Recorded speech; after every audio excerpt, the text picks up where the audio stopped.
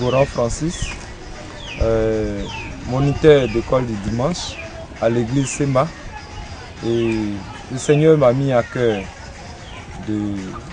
d'appuyer les hommes de Dieu. Et dans ce cadre, certains amis nous ont appelés de l'extérieur du pays qui veulent aussi soutenir les hommes de Dieu. Et là, je suis à Ogoudou, dans le département de Divo, pour rencontrer l'homme de Dieu, M. Ndri Yao Célestin, qui aussi évangélise, qui fait l'œuvre de Dieu, mais avec beaucoup de difficultés. Nous allons donc échanger avec lui tout à l'heure par rapport à cette œuvre et son impact sur la mission que Jésus nous a confiée, son impact sur l'évangélisation, son impact sur, je veux dire, gagner des âmes à Christ. Suivez-nous. Le prince de fer. J'attends le jour où j'aurai beaucoup d'argent, je vais accepter Jésus. J'attends lorsque j'aurai 45 ans, je vais accepter Yahweh. J'attends lorsque j'aurai beaucoup d'enfants, je partirai à l'église. Mais que sais-tu de l'avenir? Que sais-tu de l'avenir? Que sais-tu de l'avenir?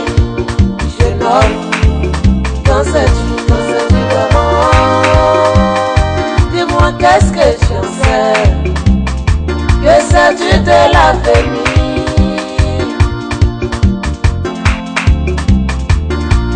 Quand les jours passent, l'homme prend de l'âge, mais chaque jour est égal à un pas vers la mort. Et tout le monde va y passer, mais qu'est-ce qui nous attend après la mort, c'est ça la question. Il y a le paradis et l'enfer, mais qu'est-ce qui nous attend réellement des deux? Le choix c'est dès maintenant, pour ne pas aller en enfer. Choisis Jésus-Christ dès maintenant pour le salut de ton âme. Fais-le aujourd'hui et maintenant.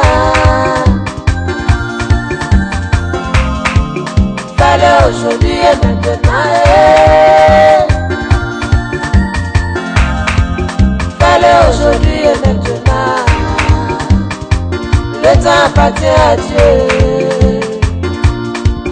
Tu te fixes des dates pour accepter Jésus-Christ. Est-ce que ces dates-là te trouveront vivant sur la terre?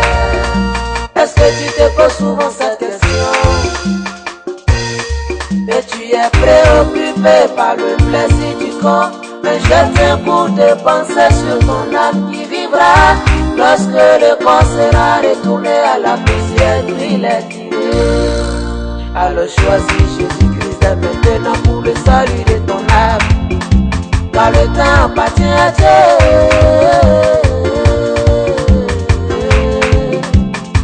Fais-le maintenant.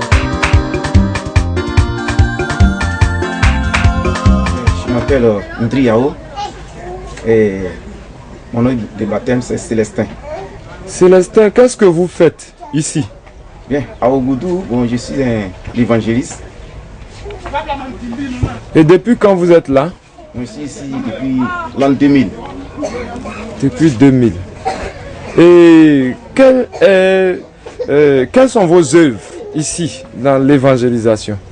Bien, ici, bon, quand on parle de l'évangile, j'évangélise dans les villages et dans la ville même de Goudou aussi. Il a dit qu'au fond, on va dans des campements même au fond de la Côte d'Ivoire. On va pour évangéliser, pour avoir des âmes à Christ. Et puis ici aussi, il y a des malades qui arrivent de partout. Il y a d'autres qui viennent d'Abidjan, d'autres d'Amsokro, Guaké, Diokwe, Divo, tout cela ils viennent. Donc, nous implorons le Seigneur pour qu'il ait leur faveur et il est guéri.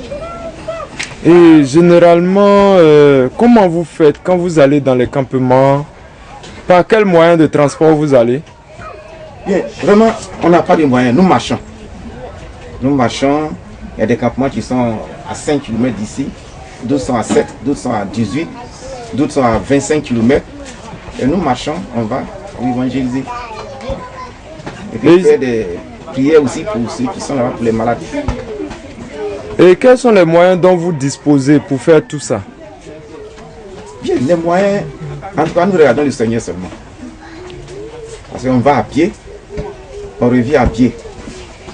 Donc, il n'y a pas autre moyen. Et aujourd'hui, au niveau de l'œuvre que vous faites ici, vous avez prié pour beaucoup de malades. Parlez-nous de certains cas, bien, très brièvement. Vraiment, il y a surtout beaucoup de fous que Dieu a restaurés ici. Ils sont venus, on a prié, ils sont guéris. Ils sont partis. Et il y a d'autres maladies. Bon. Les gens qui ont des maux de ventre, que Dieu a guéri. Les gens qui sont possédés, que Dieu a délivrés. Bon, il y a beaucoup de cas. Il y a des photos même qui sont là. Il y a des gens même qui ont... Il y a des amusants qui sont sortis de leur corps, tout ça là.